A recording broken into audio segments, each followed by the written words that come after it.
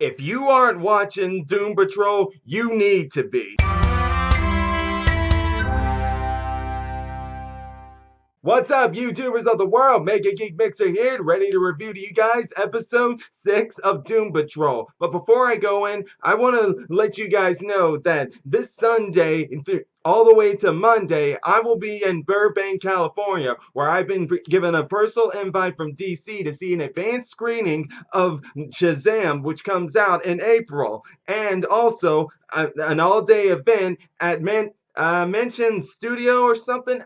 I'm sorry. I forget how to pronounce that name. All I know is I want to thank DC personally for giving me this opportunity, and I am going to be enjoying it, and I will be sure to put out tweets and Facebook shots of what I experienced to share with all of you, my subscribers, and all of you who view my channel. And I want to thank you guys all for supporting me. But with that is now said, let's go into the episode. And as I said in the beginning, guys, you need to be watching this show. It is amazing. Because really, the acting in this one and how they structured it all, the plot of it, it was unbelievable. I was sitting there watching through it, and as everything was being shown, I already had my suspicions, but when things were unfolding, I was just stuck to the screen like that. I was stuck to the screen. I was like, what's going on? What's happening? I mean, I was probably knowing there was something going on. I was even seeing clues to it. But seeing it unfold makes you get so into it that you aren't even trying to think about what's going on until they finally reveal it all. But before I actually, why don't we just go ahead and break down what we had here? First off, let's start with a small subplot. It all deals with Cyborg and Robotman, who seem to have finally found some common, friendlier term ground. And that is in the fact that we got Robotman who's still trying to learn more about what's happened with his daughter, since she's all grown up now and what's going on in her life. He finds he has a profile on this thing called Facehole, just a little in universe to Facebook, but you get the idea. And even still, though, he asks Cyborg for help, but at first Cyborg won't help him because, well, one, he's dealing with his own problems, and he still has a grudge at Robotman for setting his reset button, which also caused his father, Silas Stone, to come and help him out with it. And since he didn't want like he was going to be doing stuff for Cyborg that's going to have Cyborg shut down, he wanted Robot to help him out, man. But Cliff was like, you're not going to help me. Why should I help you? But this all led into a great scene of Silas Stone and Robotman getting to know each other, and show here that even though Robotman gets annoyed with Cyborg, he has great respect in the fact that Cyborg is being noble and heroic, while in the other hand, Silas Stone don't see it like that. It's all really because he's just worried about losing his son, since he almost lost his son in the accident that made him Cyborg. Now, if any of y'all know the comic side of things with Cyborg, he and his dad don't have much of a good relationship. Mostly because of the fact that, like, when Cyborg wanted to do athletics while his parents were scientists, that really put a strain on their relationship because he wouldn't support his son in that. But in this one, I'm pretty sure that happened too. But in this one, it's also the fact that he just doesn't want his son to do superheroing. But even still, though, it is Cliff who helps him realize that, hey, at least he's still here, because unlike you, I lost everything. I lost my daughter, and I was a horrible father. It was pretty much a reality check for Silas Stone to say, don't be a horrible father yourself, to when, if you do lose your son, you'll end up regretting things and being pretty much like Cliff, because that's how Cliff feels. And speaking of which, in the end, he gets to be a Facehole, his daughter's profile, and finds out some disturbing things about a guy named Boomer being his father. I mean, her new father, which no doubt is probably that guy that was hitting on his wife back in the first episode in those flashbacks. I hate to see some ugly things go down if they ever encounter each other. But I think it'd be even worse, though, knowing that if he sees his daughter and her daughter knowing he's alive all this time and he's that, I don't want to even know what that's going to be like.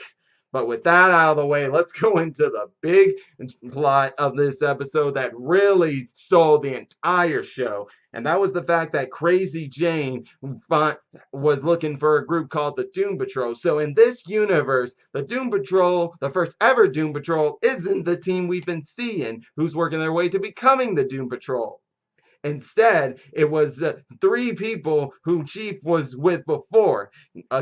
First off, Minto, if you all know him in the comics, he's the wife of Elastigirl, that being Rita Farr, along with a girl named Arena and Rhea. So these three were the first ever Doom Patrol, a superhero team that was formed in the 1950s and were active in the early to the late 50s. But why did they suddenly drop off the face of the earth?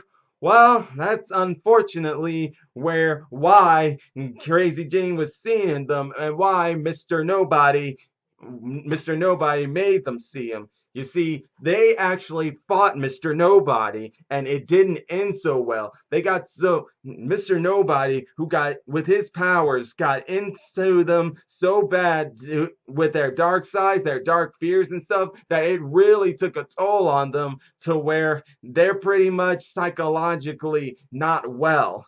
And very not well to be, mind you, because here's how it goes. Jane, along with Rita and Larry, head over to a school that looks like they are still young and active with their powers and have made a school for metahumans. But in reality, it's all just part of Minto's little psychic powers, because yeah, you see them all and they all look the same and everything's all nice, but you're also seeing a glitch in there that makes you be like saying, what's going on? And when it all unfolds and seeing what happened to them, it really tugs at your heart. Because I'm not going to lie, when I was hearing about what happened to them and how they all became how they are, it really was awful. But with all that, I will say though, before finding that out, it was great to get some Easter eggs. So first off, the Brotherhood of Evil's name was dropped, and not only that, but also we got to see the brain's container that holds his brain. That's right, guys, the brain actually existed in this universe. So this is very interesting. And they already have also confirmed that they are in the same universe, Titans and Doom Patrol, but they don't really see them having interactions anywhere in the future because they kind of want to keep them separated anyway.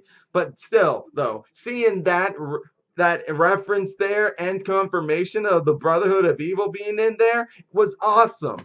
But still, let's keep moving on. Let's talk about the breakout star of this episode, that being Rita. Rita, first off, was still trying to hope that Elliot would come back, which wasn't then, but then she had to go with Jane because she knew about Minto, who in this universe, they had a brief love affair. They're not married at all.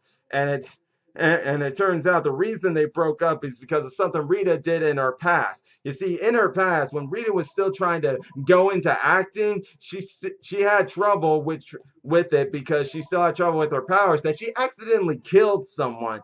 And also, it seems she killed a woman named Mary Beth.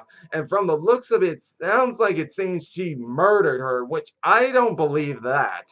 I find it hard to believe that, like intentionally murder that girl. But if it's accidentally, then okay, that I can get. And even still, it haunted her. And when she found out finally about what happened to Minto, seeing her talk to him and seeing how finally confessing her inner demons and how she's feeling, how like she tried to be Rita Farr, but as time went on, she saw that Rita Farr was not a great person. She was empty, she was ugly. Meaning she was a terrible person, which I'm pretty sure none of us are going to find that hard to believe. I'm pretty sure we all kind of caught on to that with some of the flashbacks of her past showing that. But to see that when she found out what happened to Minto, and now knowing that she needs to forget her demons and this dark side to her, so that way Mr. Nobody won't get the better of her when they meet again, it leads into her finally taking off all those pictures of herself on that wall. This is showing that she really is moving on to being something else, something better. Elastigirl or woman, whichever way you guys want to put it. But I am very proud for Rita for finally being able to do that and finally letting go of that other side of her that's pretty much gone now and no chance of coming back. And and it was great also seeing Jane. We're starting to get more and more depth onto her relationship with Niles. And well, first off, with Niles, as we all know, he's had his secrets, and the fact that he's ever since what happened to the Doom Patrol when they found Mr. Nobody and he left, that's kind of sad and a little harsh there, Chief. I would think you'd still occasionally want to see him, but I'm pretty sure and understand why. It's hard to look at him like that. And I know, well, it may be hard to sometimes look at people like that. Sometimes I think you at least need to see him more than how this guy Joshua was saying you were seeing him, because it's almost sounding like you would probably have only seen him, I don't know, once or twice ever since that defeat. But hey, we're all just human here, and we're all going to keep making a lot of mistakes. Every one of us. But now to know that James got some worries that he will leave her, this will lead into some interesting confrontations down the line. And it was great to finally see that it looks like Larry and that thing inside him. I'm just going to call that thing Negative Man and just call Larry, just to keep it in tow.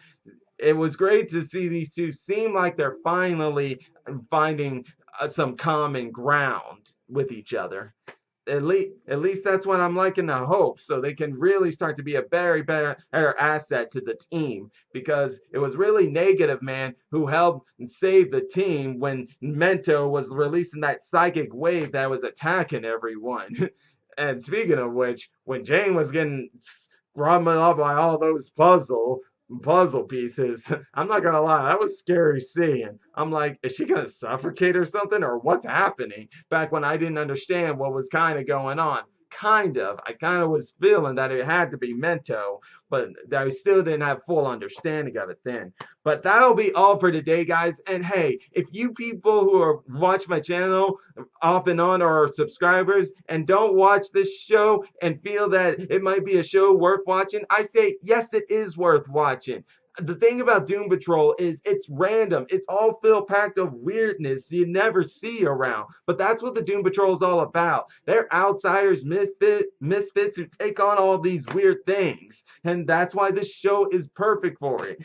And if you people like randomness thrown at you, then yeah, this is definitely a show for you. Especially, hey, if you people are fans of One Piece, One Piece is a good example. It's random. You don't know what's gonna happen in One Piece until it comes at you. This is exactly how this show is. So if you guys aren't watching yet, I highly recommend you watch it somehow. Or heck, subscribe to DC Universe, because they're bringing out more stuff that's great to see. I mean, I still read some of the old comics from Teen Titans and other things, and some of the old shows, because hey, all part of my childhood. Who doesn't love that? But either case, guys, that'll be all for today. And if you're enjoying my videos, all you gotta do is click the subscribe button, hit the bell icon to be notified when I make more videos. Until then, MegaGeek Mixer signing out. Bye!